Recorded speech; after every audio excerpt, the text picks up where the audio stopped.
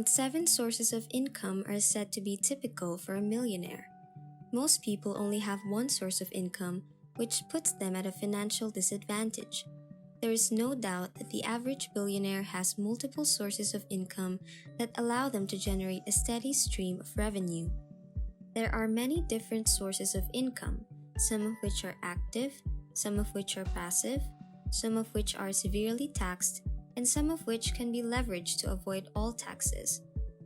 The typical millionaire has 7 different sources of income in their portfolio, so today we'll go over them.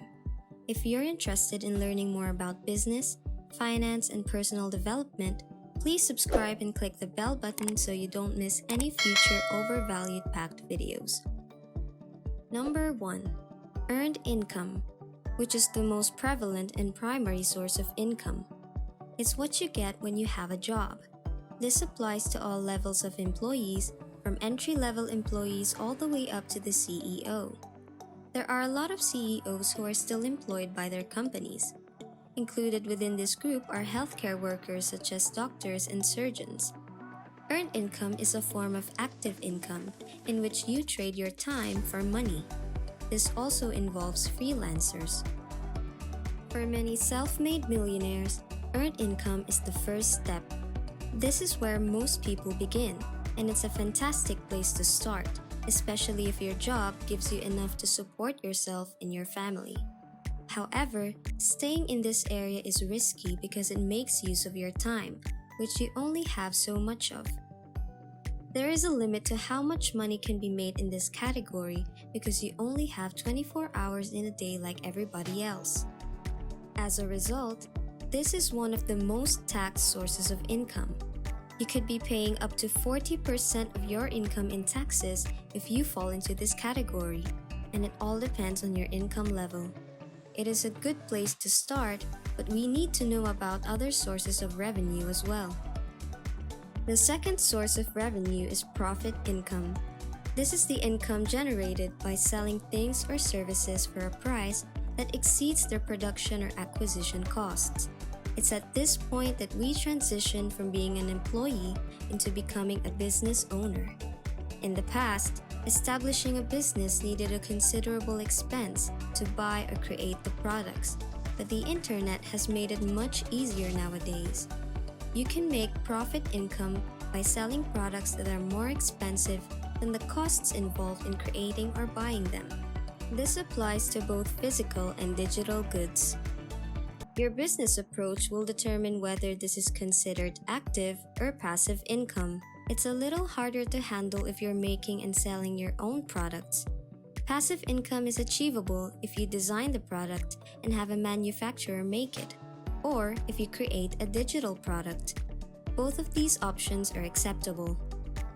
Individual or small-scale profit income and business or large-scale profit income are the 2 types of profit income.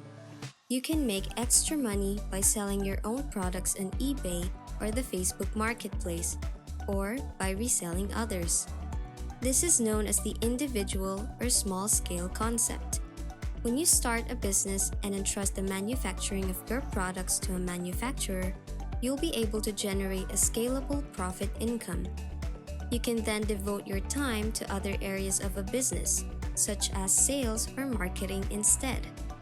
The use of digital products is another recent example of a highly scalable business. It's easy to scale digital products because they don't need to be kept in a warehouse, shipped, or even manufactured on a regular basis. You pay different taxes on these 2 kinds of profit income. An individual selling or making physical products on a small scale is likely to be taxed in the same way as someone earning an income from a job. However, if you want to start a business, you may be able to take advantage of numerous tax benefits by establishing your business. Number 3. Interest income. You earn interest by lending money. Loaning money to your friends is generally not a good idea, but I'm not talking about that here. This type of income can be generated by loaning money to banks, companies, or the government. Even though they're less risky, these aren't the most financially rewarding options for investing your money. Their annual return rate ranges from 1 to 4%. The other approaches that are more innovative and offer greater rewards do, however, carry a higher level of risk. But the good thing is, you don't have to be involved in order to make money from this type of work. Dividends are the fourth source of income.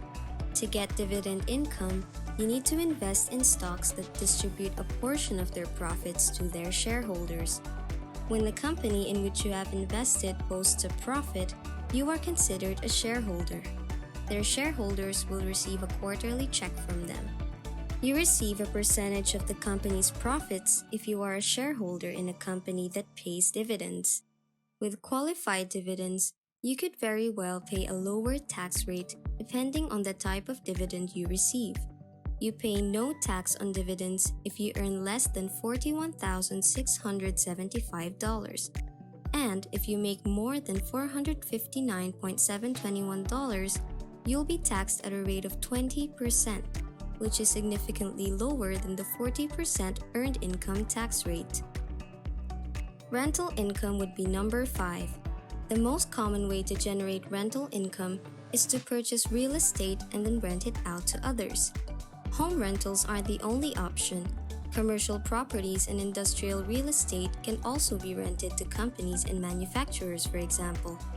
Income from rentals does not necessarily come from real estate.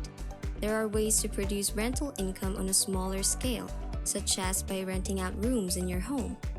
Many people, for example, rent equipment, vehicles, musical instruments, and so on, for use in a variety of industries.